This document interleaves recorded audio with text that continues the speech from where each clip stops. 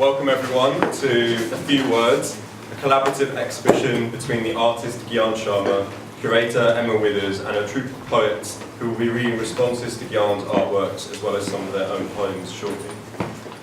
Gyan was here with my mum, Zenobia, and I, and his brother, Azad, yesterday, along with his two carers, who I want to acknowledge today, Basha Yakubiuk and Julian Oviedo. Gyan would have found today a little overwhelming, so sadly he couldn't join us in person, but in many respects we're surrounded by him all around us, his expressions, his perspectives, and his personality. So I wanted to begin by expressing my gratitude to you all for being here and making this possible. To all the poets who approached the writing task, I set them with enthusiasm. To those who couldn't be with us but who contributed to the payment of our lovely coach, to Emma and Phil Robbins and all the team here at Asylum Studios for their hard work and dedicated interest in Gyan's art over the years. We're really all here as a result of two incredible women, Emma Withers and Zenobia Sharma, who met at a conference about autism some years ago, which was really about relinquishing judgments and creating a new space in their lives, a space they filled with love and nurture for their autistic sons, Gyan and Roland, respectively.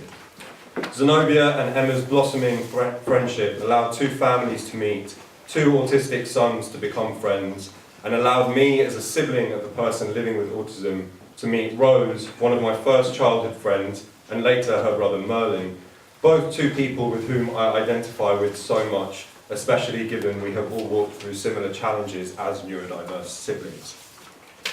The love and commitment that our parents have given to Gyan and Roland really inspires me in the role I play as Gyan's primary carer and as well as his brother. And it makes me think of this ghazal translated from the Persian poet Hafez of Shiraz, which is rendered in English by Geoffrey Squires and is as follows. What need have I of society when I have you? Why should I want company when I can be alone with you? Why should I crisscross the desert when I know where you dwell? Why should I beg when I am in the very presence of munificence? Why should I search the seas when I have found this pearl? Those words capture for me the essence of what it means to love and be responsible for another person. And I have longed for a day like today to materialise, a day in which we can gather to celebrate neurodiversity, arts, poetry, and be together as a community of people united by these common interests and ideas. So I set this group of writers a task to respond to Gyan's artworks, knowing fully well that many of them perhaps only knew about Gyan's autism through passing conversations with me. I thought it would be interesting to see what happens when such a collaboration was made possible, was given a space to materialise. And my thinking behind that is indebted to Dr. Sarah Cranwell at the University of Sussex, who sadly couldn't be with us here today.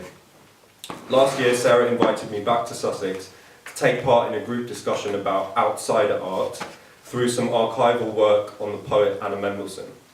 My experience of the art world is really limited, but much of what I see happening in London and elsewhere is a tendency to section off artists like Gyan into the category of an autistic artist, as if their art is not valued other than by the fact it is produced by someone with autism. I continue to think that such categorizations only facilitate the further marginalization of a diverse group of artists across history who actually deserve not only more attention by us as a society, but actually deserve to have their art displayed as equal with that of their contemporaries. It's ambitious, I know, and we have much way to go before that's possible. But events like today, I hope the first of many, will contribute to making those dreams possible. My brother Gyan is not just a special man because of his autism. He's also special because of this wonderful art that he produces. His art, to some extent, is a way of him creating a world in which he is comfortable as himself. But it's also a striking example of the ways in which he is able to interpret our world and give it new life on canvas and on paper. So I circulated some images of Gyan's art and asked these poets to read it, to respond to it in writing, and experiment with their thoughts about Gyan's art as an autonomous body of work that needn't be limited to a reading of it that only saw it as the product of someone living with autism. It was an experiment to see what happens when you considered Gyan's art on its own terms as art. I realised really quickly, though, that I'm a terrible reader of Gyan's art. My extremely close relationship with him in this context is really something of a shortcoming, and I'm always going to be incredibly biased in his favour. But nonetheless, I will say a few words about how I respond to his art, and later on I'll read some poems after much better poets have read before. So, Gyan's art is an art without pretense. He lives his art in a manner I think most of the historical avant-garde could only really have aspired to. Maybe all the historical avant-gardists wanted to be autistic. Maybe they were on the autistic spectrum. We'll never really know. Gyan's art is a refuge, a place of solace and exploration, an embodied experience of space that nourishes the life experience of a man whose world is sometimes marred by bipolar disorder, the challenges of autism and learning difficulties. And I also think as he gets older, he is realising how different he is from everyone else around him. And that is truly painful for him. I remember teaching Gyan about the significance of birthdays and the process of growing up. Gyan, grow down, was his reply. And so I invite you all to grow down into the perspective of a young man of colour, an artist whose unique connection to the world is all around us here. I find Gyan's art incredibly grounding. It centres me on my admiration of a man that I love dearly and care for daily.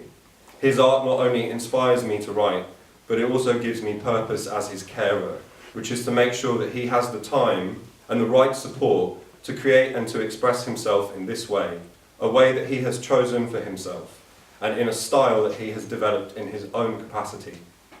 Sometimes Gyan is fastidious and meticulous about his work. Other times I place a canvas on the table for him, and he quickly colours it in, points to it and tells me what it is. Red bus, going to New Delhi, or more recently, for Emma, for the exhibition. Gyan constantly reminds me that no matter how casual or how intellectual our responses are, they are still responses, and it's important to be open to them no matter what. So, some poets, as promised. The first three that are going to read before we take a break is Kat Sinclair, Nehaal Bajwa, and Ashwani Sharma. So Kat, please come up and read for us. Thank you.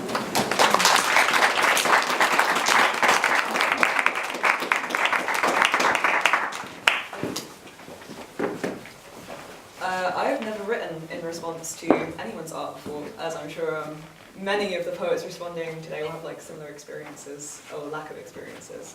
So I focused on the objects that I could see in the paintings and saw outside of what I knew about Gyan and what I knew about Azad, and just, okay, there are buses here. So what did buses make me think of? And I got back to thinking about my granddad, so this is a poem for my granddad. 1.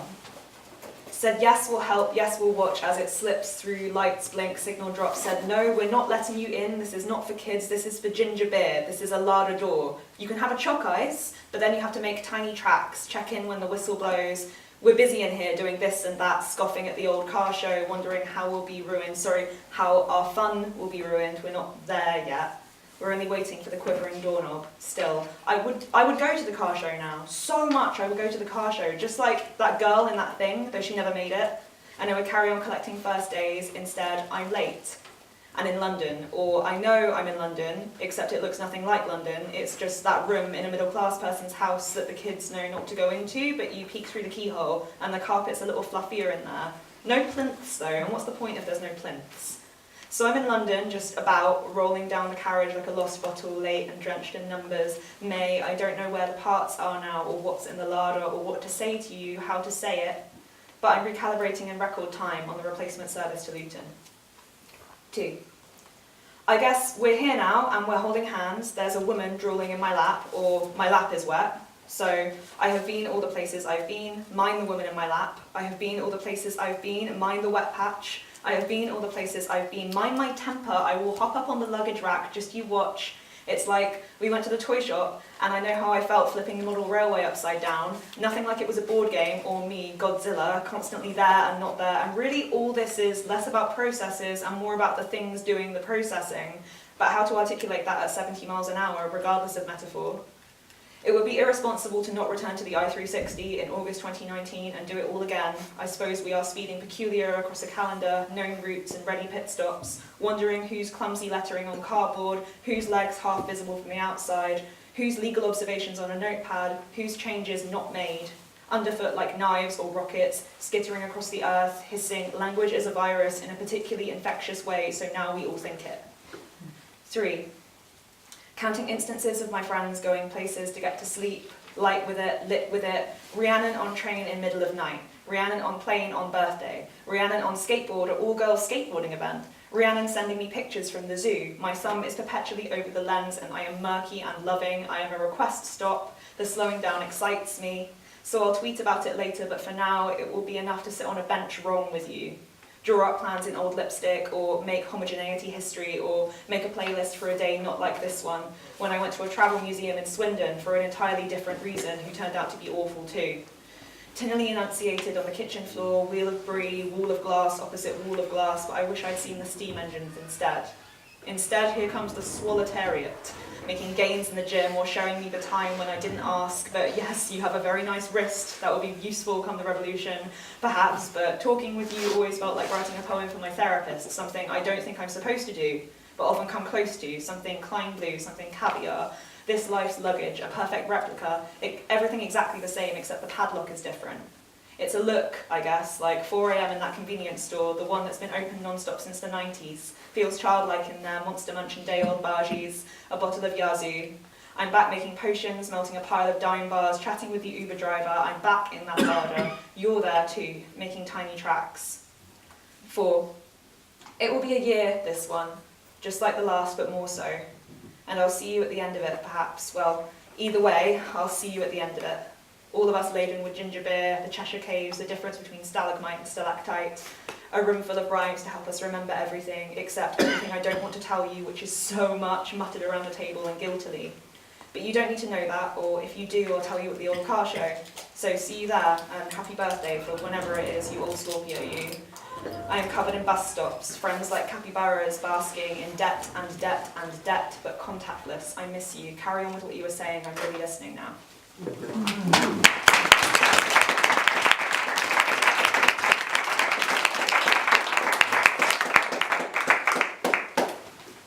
And I'm going to read one other poem, which is not inspired by the art, but is also about a member of my family, because it's got me thinking a lot about family. Home for Wayward Spiders, epigraph from Louise Bourgeois, who's my favourite artist. I do, I undo, I redo. When my mother tried to run, a child ran her down. He was my age, and I was torn in my affiliation, of an age when loyalty to my mother was not a given but a gift. And so I suppose she appreciated it when I, cat-candid, called for him to go, his mother too. And I suppose it was in part because that boy had held me up against a wall 3 days prior and told me, "Dyke, you'll never get a boy." But it's easier for her, and I, ragged nail still lodged, to think it was because I love her. So that's the setup, this burns slow, salting snails, absurd on a wire, drawn up taut like conducting cattle, side to side, and everyone is tired of long-standing things. I am a poorly paced Peter Jackson film, and I am sorry.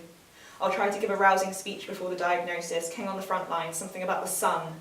Louise Bourgeois, midwife to the Medicis, did you sew too? And did you think of spiders, impossible, bulbous mothers? I see you in my own cells. I clutch the bars. I am between your legs. I am a poet, fresh off the Deleuze, crouched between your legs and thinking, what a mess I'll make of this, and how they'll laugh. Who will run me down? Which child? Are they born yet? Are they named? When a man cracks out a guitar at a party in 2023, which song will he play? And what colour eyes will they roll? And I suppose it doesn't quite matter, because I am no patron to linear progression or colonial timekeeping, heteropatriarchal lineage or my own pathologised medical potentiality, and no child of mine will ever run with men to school. But still, I'm a paralleling machine, almost disappointed when I learned that Robert De Niro, 20th century abstract expressionist, was just Robert De Niro's dad, and not a party trick. So I wander, chronic, covered in cable ties, thinking I too will come in useful one day, honeyed with time and talking points. I almost was an organist, groaning brontosaurus in the mist, like absolutely dying. But the focus of the Q&A section of the conference was whether or not my name was right and how nominal predetermined existence affects collective grief. Like a news item, Pluto explodes, never published, because the lead could not be established without the clear distinction between not planet and, well, anyway, my point is I guess my mother fell over when I was 8, and I've never fallen over myself without her since. So every falling over is an imitation or an echo or heritage. And if I were to stop falling over, which is unlikely, there would be no profile, no breakfast show. Nobody would ask her, how do you feel about your daughter's defiant lack of falling over? She would not be positioned on a deck chair in profile in the golden hour. She would not grieve. I am not lost to some sinister corner of the internet. There would be no rising tide of children refusing to fall over, electing an ever upright leader. But I would know, and I deserve it more, and so does she, for what she's lost me to, and how I will rejoin her. This guilt is not Catholic, but could be. And from what I've learned, knife edges are non-denominational. So what the fuck, and I'm so young, and where'd you go? Poorly cut avocado, house I cannot live in, failing diamond industry. This guilt is booming, baby bust economy, anti-Selim. Found myself clan-like, waiting to begin, wanting to tell my mother that I love her more than I hated him, but I think I'll wait until I hit the ground. Thank you.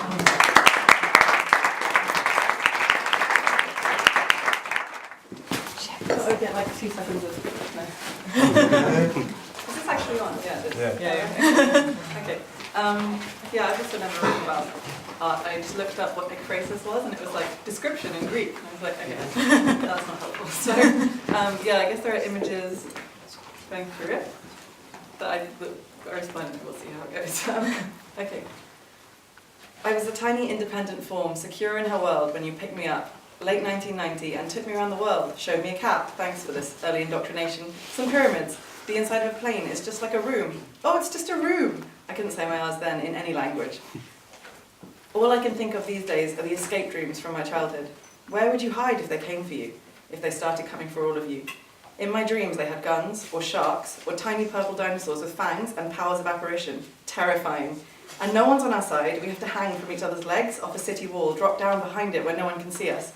Each time you see a friend, they have to join the chain. It could stretch as far as the ground. Impossible calculations about who to save, how many could hang from whose legs for how long.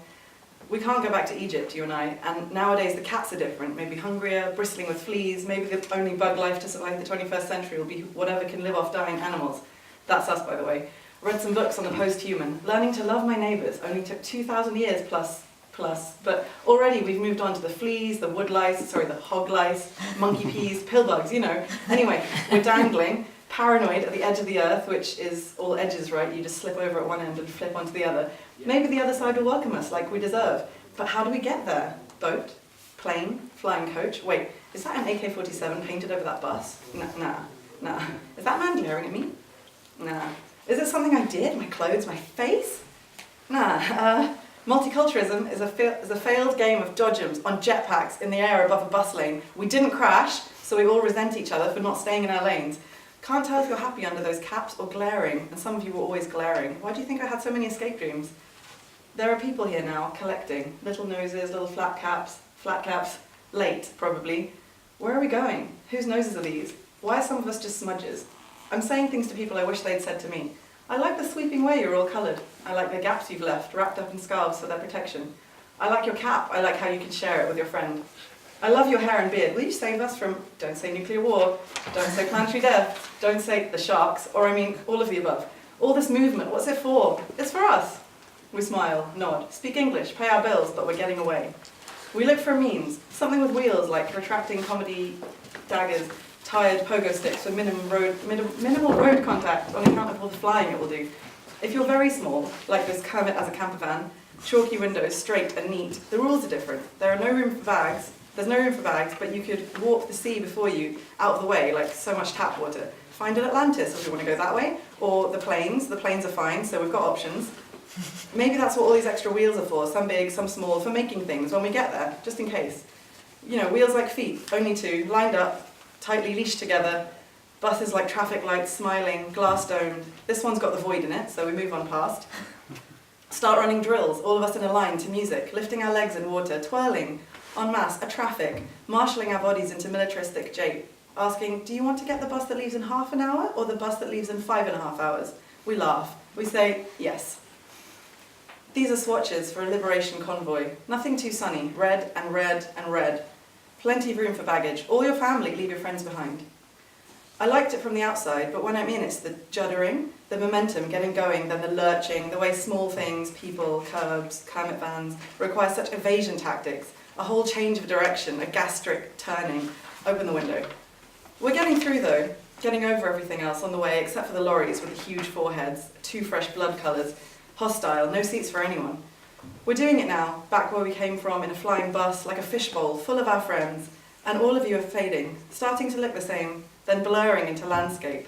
We get up, press our noses to the glass, see a castle, tree after leafless tree, worn shoulders, aching knees, weary eyes, stiff fingers. We empathize, then just shrub, shrub, shrub, shrub.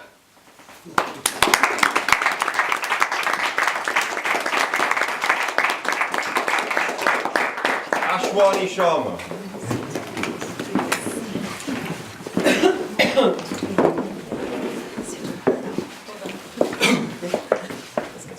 Hiya, good afternoon. All right. First of all, just thanks to Azad for getting us here, and also for Gyan for the work, and also Azad for being such a good brother. So the work, I sort of not interpreting the work, but thinking with the work, in a sense. And this has become what I call a suburban trilogy.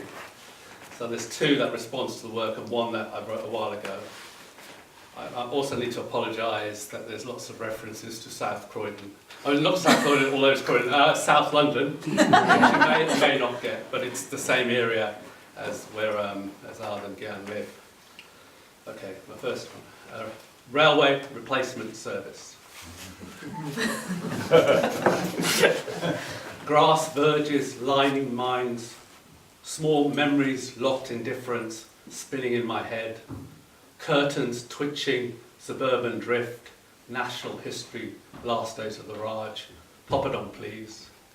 Kingfisher piss water, drunk across imperial lands, you're one of us, brown as white, flashing colours, I feel through the haze of abstract expressionism, suburban futurism, red marks at night, the terror, white suffocation, white light, commuting without bowler hats, speculating capital, flights of fancy, another runway, no thanks, full English against the swarm, I want my country back, kebab and chips, Paki Taliban, veil threat, turban head, leave the chicken vindaloo, number 93, whizzing, framed in my head, fragments, scattered, boxed out, painting the town red, strokes against the grain, lines of flight, window on the world through the looking glass, caged out, freedoms, shades of blue, Jaipur, red city, Chennai drones piercing eardrums, Rajasthan Express, I love India, the vibrant colours, the poverty, souls starving to death.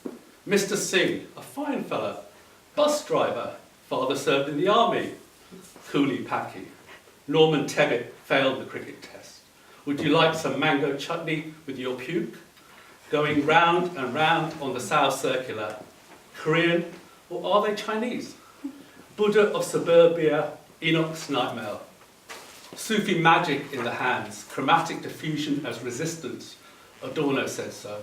Whirling dervishes, jet airways, inorganic intellectual in the white cube, breaking it down for the country folk. Translucent riotous waves of deep blue rage, blurred excess of life beyond the frame. Insomnia, words lost in utopia. Uncle Salim's car, escape routes from cul-de-sacs. Wrong side of the tracks, fugitive aesthetics still life. Merton's Basquiat, post-colonial pop art, multiple photo selves. Brown Rothko, Warhol in the suburban jungle, nail bars and chicken shops, Bollywood dances in the church hall. Anyone for tennis? Don't mention the B word.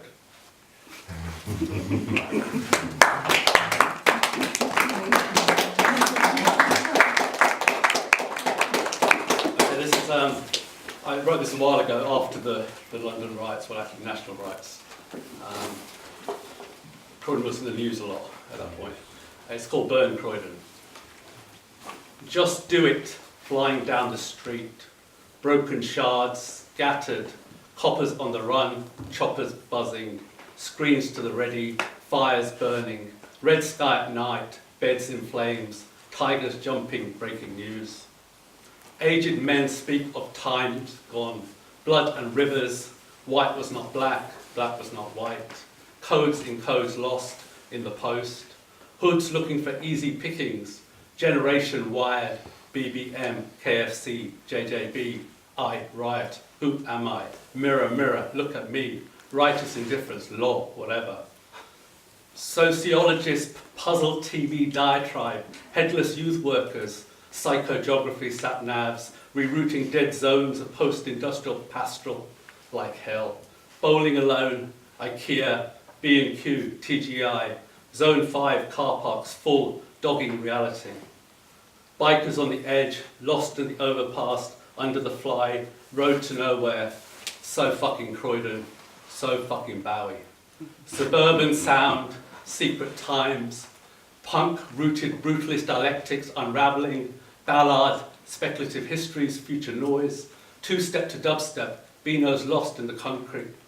Jungle, CCTV on guard, strike a pose, Kent Moss on the corners, tiger, tiger, roaring sails, Brit School dreams, Fairfield Retromania, St George's Walk, empty, peep show at home of dead babies. Babel Towers, NLA, orbiting lunar house, disappearing queues, forgotten arrivals, monstrous plans left to rot, NF, BNP, EDL on the tram, sounding off going viral, domes burn, unveil threats, disappearing jobs for the boys, class war, Terry and June, England, writing on the wall, poems burn, okay.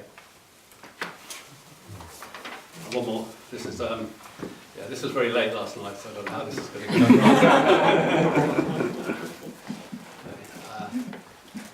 Timpan, or listening to paintings.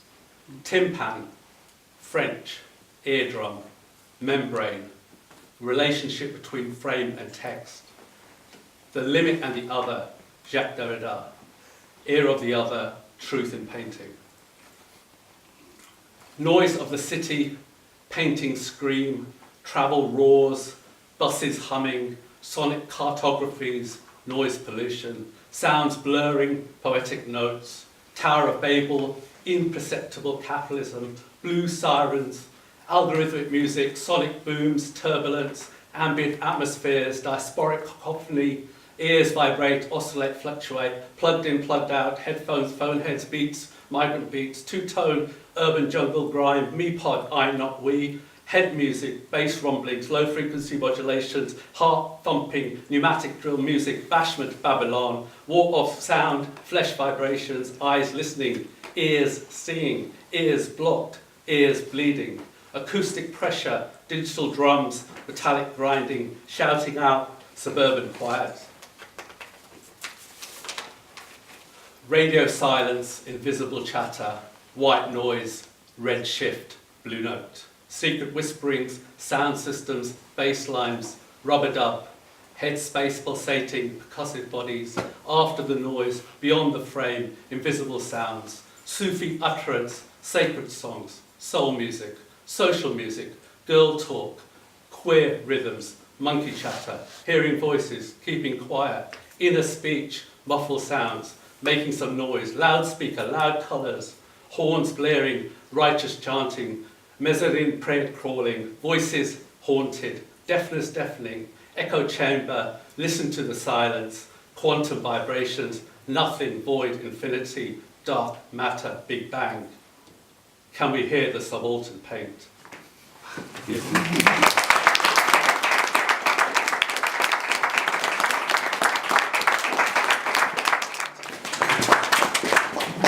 As I was speaking earlier about growing down, and I've been fairly privileged in that I've had the opportunity to do a lot of that in recent years. I've been working in a museum, a lot of time with very small children.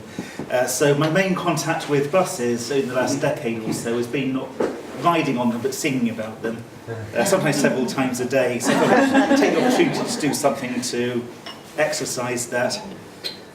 The wheels on the bus go round and round about routes. There are no turnings back from this one-way system. After system lets down each tired principle deflated as the air escapes too weak, and notice given for anyone to quit occupying what seat of power that under siege perilously sends up in smoke to the top deck, a signal that like no more indicates intent to overtake the undertaker's hearse than May, June, July, August, September set their days in concrete so that each sunrise sinks straight back to bed all week long. The bell on the bus goes ding, ding, ding, stop the world. Somebody wants to get on with forgetting the off-white seepage of dawn through pains. Any anaesthetic fails to numb the glassy brightness where taxidermised beasts' beaded eyes see humankind right through telescopes from their left, far behind atavism, whose avatar is this walking streets of dust beneath heels that wound each politic body as sweet stilettos style describing what form sits prehistoric in judgment above these apes descendant back to slime all year long. The doors on the bus go open and shut, case not closed, not guilty of consciousness that goodness and mercy were originally what gave sin a bad name, like the Right Reverend Mr. Esquire MP's militarised policing that repulls borders in from the external world and resets them as cellular membranes around each glob of cytoplasm that a human is, inspecting for alienation marks out its denizenry as having built this city on rock, then left it, congealed in congeries of rush hour traffic, jam spread thick, all decade long. The horn on the bus goes beep, beep, beep, expletive censored into incensed fumes of rage running on and on empty premises. The think tank holds a pickled brain, a jar where random access memories shall suffer little, children singing unto everything, whose multiplicity reads as 100% proof of purchase on the gradient, uphill and down the deepening dailiness with which sentences commute themselves to life, imprisonment in concentric ring roads rosy with rear lights, all century long. The people on the bus go up and down in value, and investments may decline as well as rise to the occasion, whether it be birth, marriage or execution, off with their headlights so that waves of darkness crash round the junction, boxed in by where shadows fall in love with gravity. They also stand as weight holds there, now massy shapes upright. Now they don't have correct bus fare back to the eclipsed glory they came from, and they pay for their materiality in blood, all epoch long. This last bit is something I wrote on the bus on the way here, to the 4-hour driver who was playing some reggae music. The babies on the bus go wah wah, pedalling feet in air while laid back scar rhythm knits together the wound that was birth. Right now skanking over potholes, any suspension of disbelief in future or successful suture is shot through with arterial roads networked into cardiovascular exercise, working itself out in veins through which traffic ebbs home after maths has all added up to difference between square root of -1 and sheer impossibility of ossifying sound, all eternity long. And I did it quite fast, so I'll read something else as well, which isn't anything to do with buses, unfortunately, but it perhaps speaks to some of the early imagery that came up in one of Cat's poems earlier on, and it's another example of growing down, because I grew up in Yorkshire, but I've been down south for far too long. I've actually lost my accent, and I have an instinctive level of dialect use. So I thought I'd try and reconnect with that a bit and write something in my native tongue. So I put some translation in with this as well, so you can follow what's happening. It's a poem called Asicop, which is a kind of Yorkshire dialect term meaning spider. Your buttercup, that racket theme, that bobby dazzling sends are flared by sailing on slate flags. Hello, spider. To judge by looking, your awe-inspiring self is scared of heavy rain on slippery paving stones. Môn a bad ne varmint peffin union parky ginnel, bobinos nebos, bobinos logoil and chuntha ulus out there thinks to mither on a boom. I can't put up with any vermin gently coughing in that cold alleyway, pop up my nose or squat in my ear and complain non-stop about anything you remember to bother me with. Gumption swear mish of fuglin blether like that annoying, bait near gaffer for them dear tailmen, cattled on eggs from your last among winnie cloises. Common sense nervous about deceitful talk like your own is no supervisor for those casual labourers intoxicated on hawthorn berries from the pub among fields of gorse. Bagsy your skin thick doggy down road, through Bastille yak woody as staggeth creels.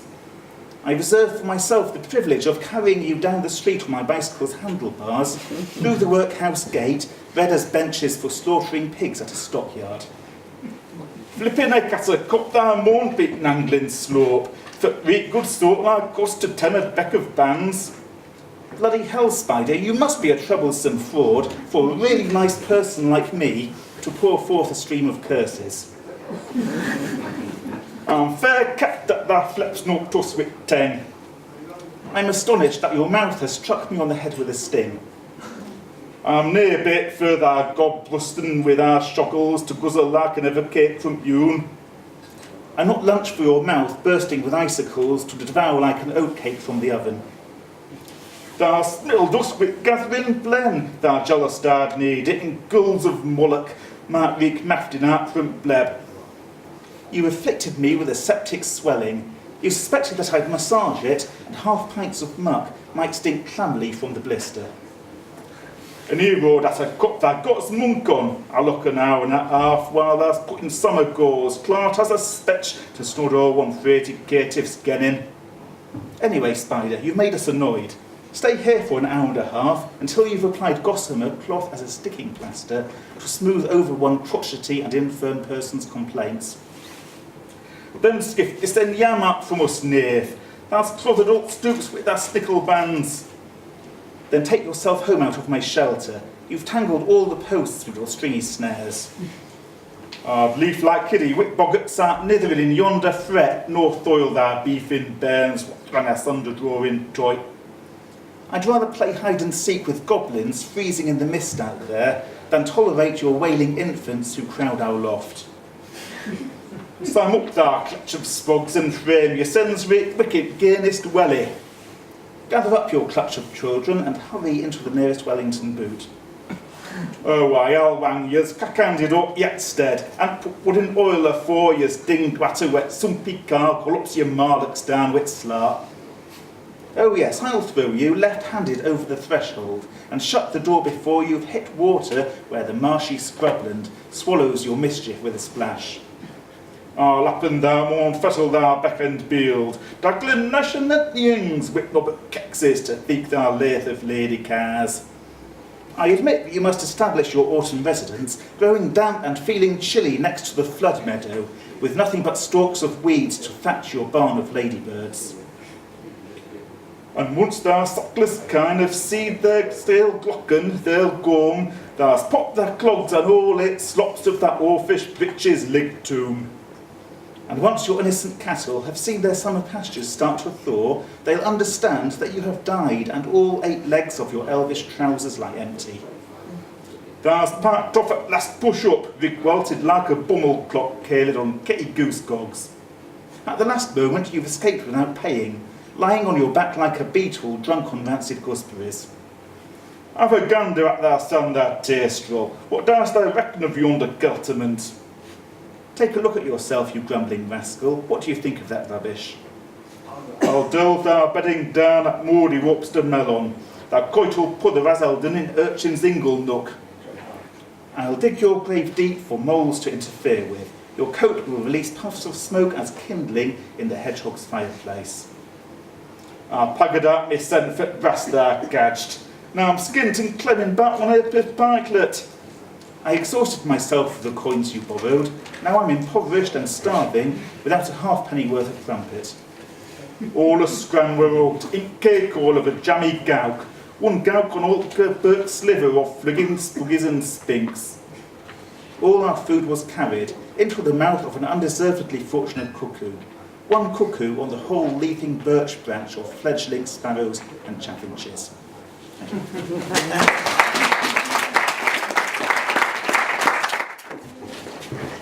Begins all of us together here today, which is wonderful. I mean, Azad really organised it, and Emma has organised it, and I'm so happy to be with you all.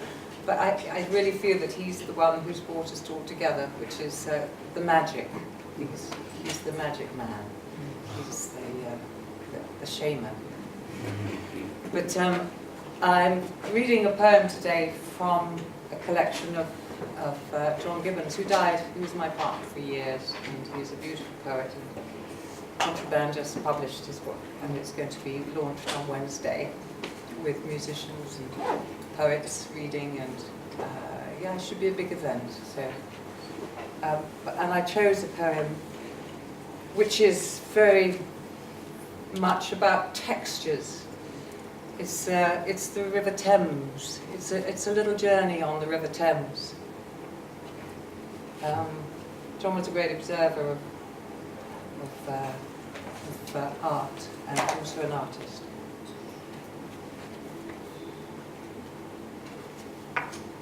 It's called Sound of the Thames. The sound of the Thames is a fine, fur-coloured sound, in beaches a stride or two wide, below the high water lines. Deep wads in which the heel sinks, fringes the mud. The rubble and tar, black, misshaped shoe soles, more generally strewn on the shore. Diligent encyclopedia, the current sorts its content somehow.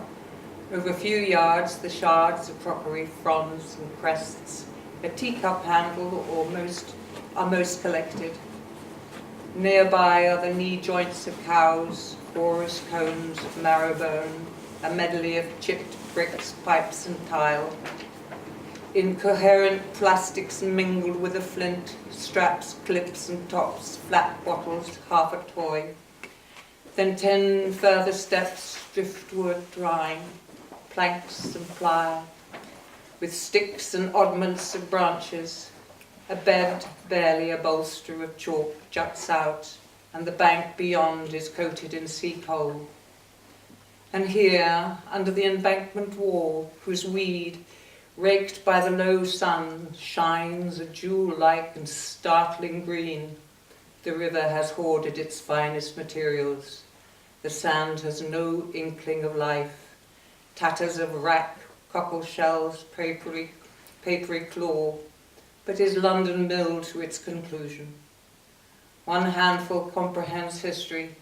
The grains are greyish, lenticular, anonymous, softly heaped in a pocket resort, ignored by the people whose feet, as numerous as these, pass overhead. Now through that press at last, I can feel my way by a thread.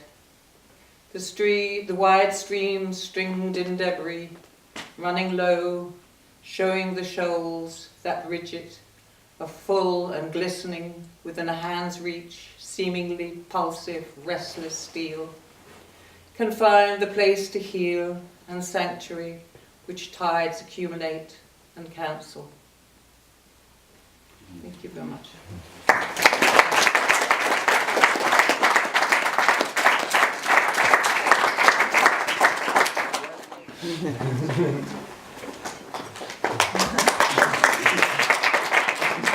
So I've just got 2 pretty short poems.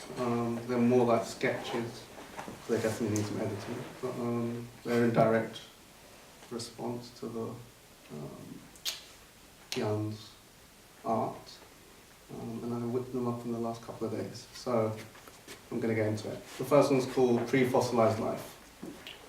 In that calcifying movement where Thorpe Park's revelries inculcate into the pink city splendour, where street vendors jostle for clout and buses trundle along elephant pathways, as if the colonial retreat into John Lewis predates the new, as Delhi collapses under Maruti smoke, pre-fossilized life jet streams and jet air.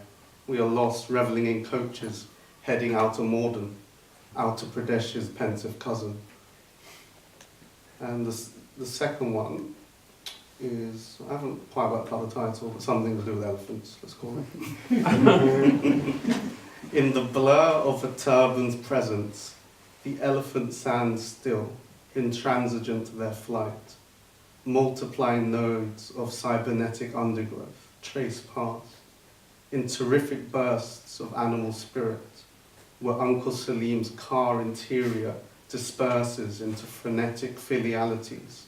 At the breaking point of the cerebral, we move disjointed, in tandem, in slipstreams of improbability, covered nape to toe in Jaipuri Rajais, awash in colour, we devise new maps. Thank you.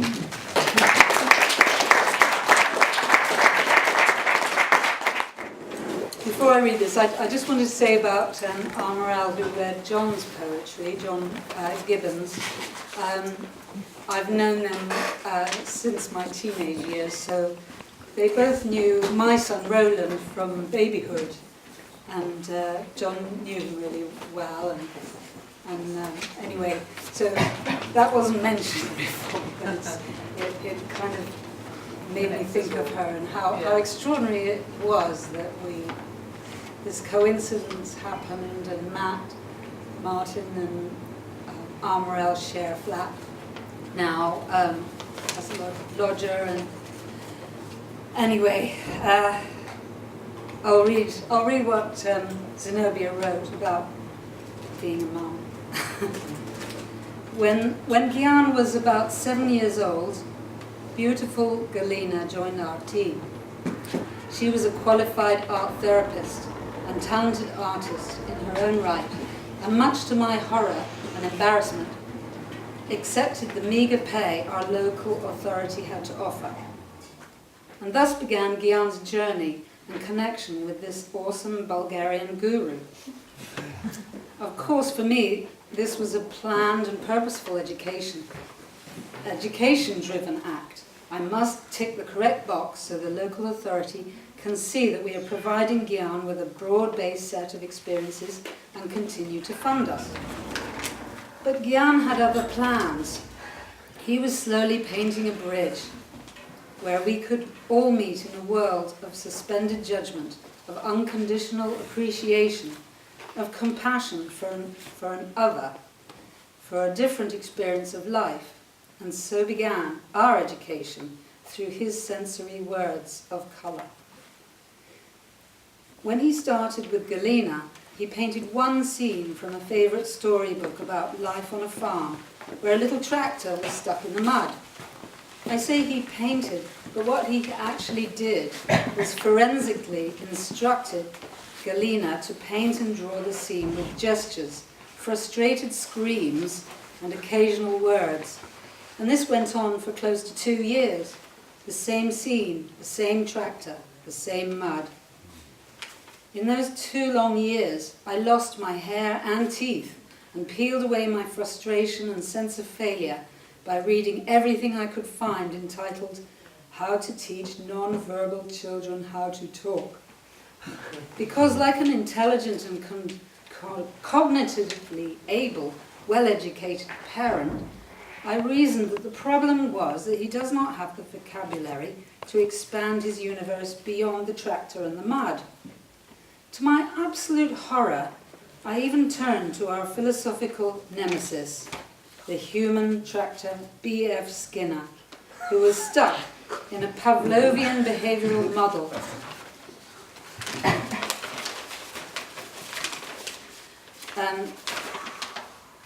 But he was the genius of verbal behavior analysis, which would teleport us onto a neuro-acceptable, different and new landscape. So he helped Gyan label and tact hundreds of words, pictures, scenes, which could be assimilated and associated and categorized. Same, different, new and old, big, small. We were all satisfied. The Ofsted inspector smiled and ticked the satisfactory box, and his vocabulary expanded. He was finally becoming literate. But the tractor and the mud continued, and Gyan was incredibly happy too, because he started painting himself and feeling and touching paint and controlling his brush. And he learnt the words, and he explained to us that the tractor and the mud was the same and the new, and both of them. And he showed us that a single page was not big enough to fit everything else in. So he began to use sellotape to stick other pieces of paper together and expand the picture to draw farmhouses and trees and the whole farm story, to keep the smiles on our faces and reassure us that everything was still there. Now I tear my hair out because of the amount of paper and sellotape he uses. But now we meet on his canvases and we suspend our words and we see that nothing is ever the same on two different canvases, because they are all the same and the different and the new, and all three of them at the same time. The important thing is that we are meeting on a bridge and we share a moment suspended in time where words and colour and non-judgment meet in unity.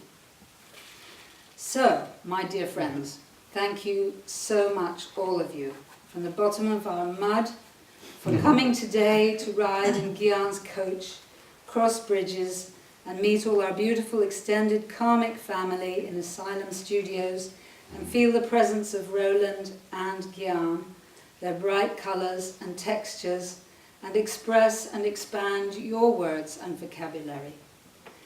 You are all the same and different and marvellous. Kisses. Zenobia Sharma.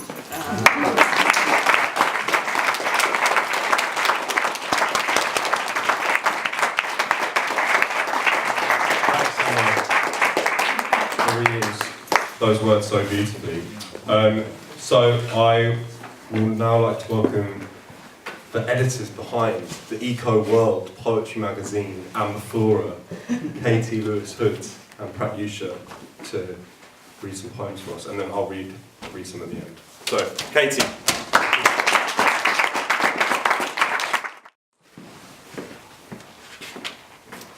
Thank you for inviting me and thank you for organising. It's been an amazing day.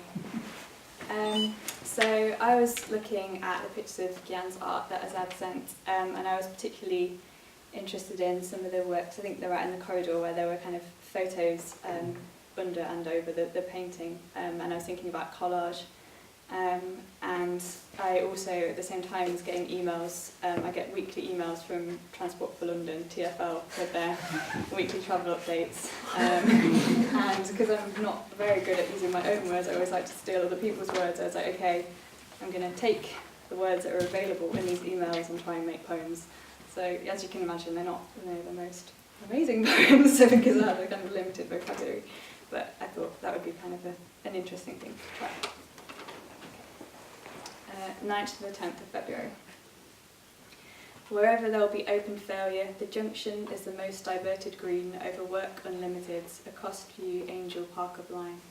No longer displaying affect, will or utility, the track breaks short on hour and need. To find a segment between this curtailment, southbound, time belongs full to replacement by high, not affordable health. One day a circle, the next extensive modernisation underwater, suspension normal after delay. Will not infringe, running, we sincerely inspect until closures crowd all available routes out. Update levels, continue service. To stop will part alternative, kicks in benefit, network attachment in its ground. 16th to 17th of February. All good, an oak craning over today as if following the directions of a king. The mud terminated at resurfacing, we everyone are well. Next up, images of urgent fields, communication breakdown lacking here, operation plan to 6 or 7 strands, a reasonable demonstration for each. Are you a user of media? Is the gospel for you? Sisters stop in the westbound lane, diverting calls to this is a gated place, unauthorised corner where bridge will allow only two-way traffic, platform or not. To end, a series of signs, shepherds check their docks by square tube, single chute, remains of a brush and water running out. 23rd to 24th of February. Get running to the infrastructure, hired footway, temporary gardens, sign to end of the street, until home is safe, which will be not until further notice, until the final exchange between our images and your minutes. Check your device for signals of when the months are up. It's possible to unsubscribe, to reach an open place within restrictions, or alternatively remain gyratory and around the benefit of our sincere availability to good customers travelling in reasonable bounds. Stop short of receiving outside. Is this clear? We communicate across media, from complete network to stone. The following line is hail and phased and barking at the key. Harbour changes, need for star arch, will the contraflow at bay. And the last one, 2nd to 3rd of March. Approaching midnight, levels of exhaust change with the edges of renewal, coming into morning's tighter quality of air. Tomorrow cuts a circle into the heath as a sign of the same wide super premier emission, newly diverted for construction of the ultra low. Every journey matters within the compliant zone. The map is daily realigned to match standards of belonging. Repairs will be delayed as expected. Build careful attachments, crossing congestion, work between the replacement of need. At the end of utility, a line out, busier but breaking closures down. See every receive. Thank you.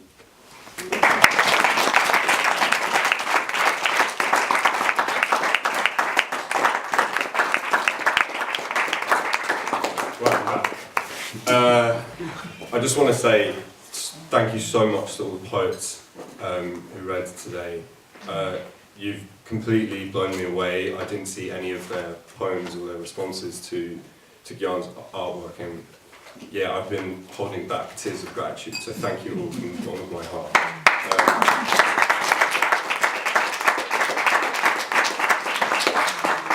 So I mentioned in my kind of little intro sermon that I'm a terrible reader of Gyan's artwork.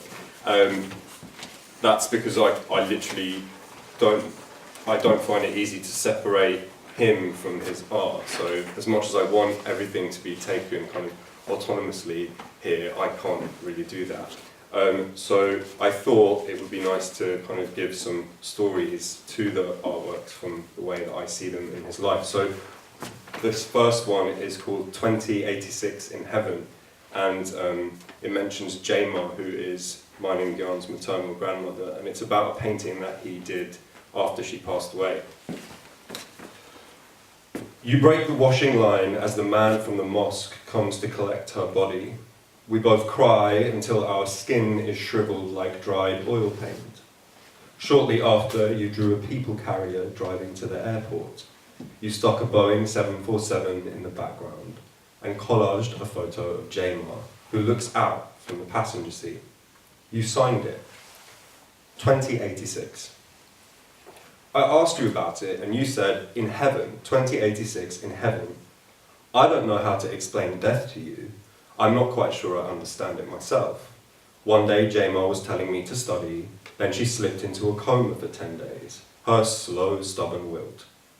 It was something we prepared for endlessly, but we weren't prepared for in the end. You had long discussions with my mum through tears, wanting to know how many years Gyan will live before he goes to heaven. Will Gyan be 60, 80, 1,000 years old? Mum says she had to count back from 1,000 to calm you down. You settled on 92, which I think is a good innings. It will be 2086. I'd be 93. I'm not sure how I feel about that. Everyone will wait for Gyan in heaven. Then we will get in a car with Jama and Mum and Dad and everyone else who you know in heaven will join us. It feels exclusive, yet familiar. The privileged few who get to drive to the airport with you and board a flight in heaven to New Delhi. And we will see Jama, who is already waiting for us in the van, and Grandpa's driving, which based on our childhood also makes sense. I wonder if his old Kowali tapes will be playing. So in heaven, let me get this straight. Everything is the same as here. But we all get to do it together again. Well, if that's how we go, count me in.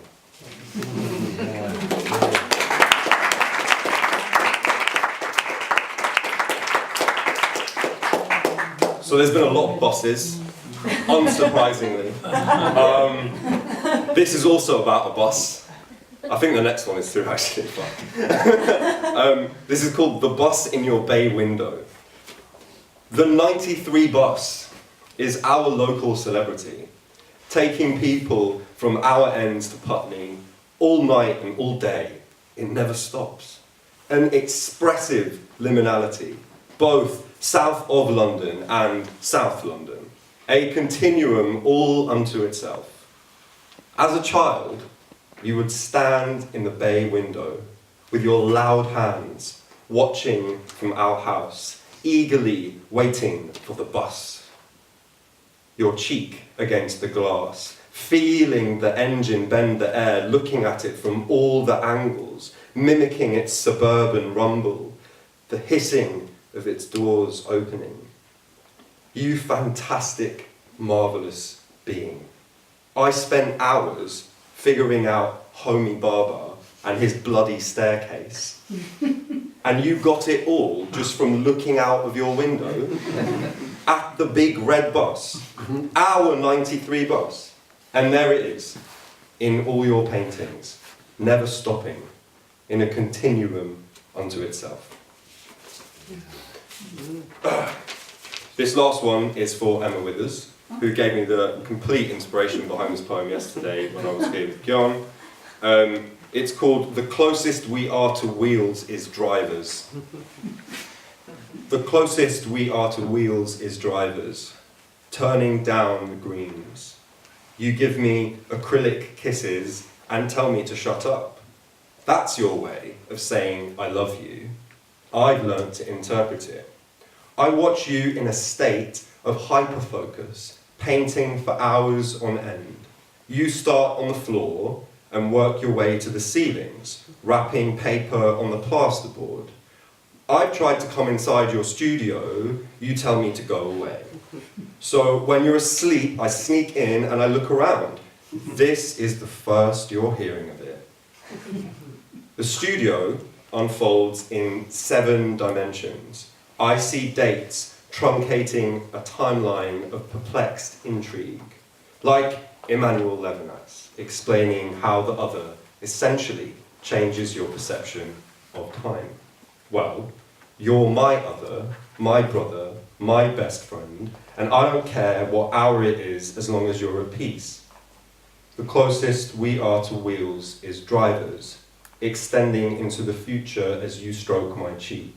I see everything through your eyes. I can tell from the pitch and intonation of how you sing your favourite nursery rhymes what kind of mood you're in. But when I look around your studio, I realise I can't read one brushstroke, one line of beauty.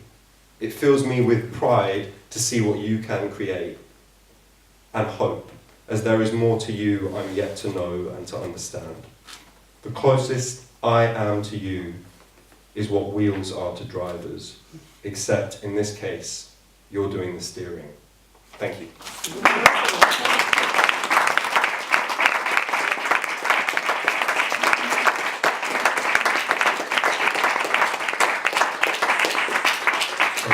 Sadly, that's the end of the poetry.